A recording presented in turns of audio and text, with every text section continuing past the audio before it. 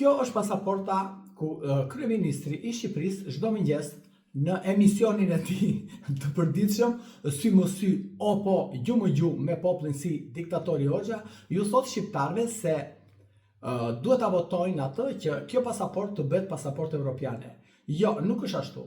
Kjo pasaportë për vitit 2009 është pasaportë europiane, është pasaportë ku shqiptarët udhtojnë lirisht në të gjithë hapësirën Schengen.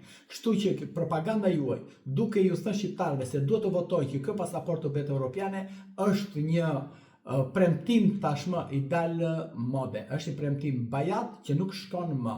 Nëse ti, zoti kryeminist, do ta dëshiroje megjithmonë Bashkimin Evropian, që në vitin 2011 duhet të kishe votuar 3 ligjet ku zyrtarët e Bashkimit Evropian asaj kohe ju thanë dhe ju detyruan të votoni 3 ligjet, po ju vut kushte sepse doni patjetër të gjeni një justifikim për gjëja ishte vjedhur mandati i kryetarit të qarkut Fier. Një banalitet që kush e mendjon dhe kush e shikon sot. Atëherë ju nuk votuat as 3 ligjet dhe e mbatë zvarë Shqipërinë për gjithë këto 14 vite të tjera dhe sot po na tregoni ne se kjo pasaportë do bëhet europiane nëse do votojmë ju. Ju, zoti kryeminist, jeni një njeri i cili nuk mbani asnjë premtim. Jeni një njeri që keni kthyer për 2013 shtetin shqiptar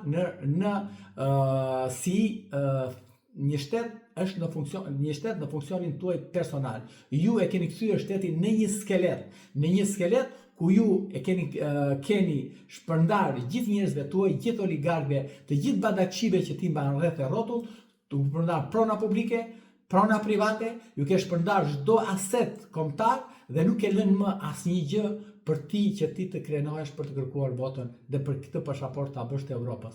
Kështu që zoti kryeminist nuk ke për të marrë më asnjë mandat tjetër.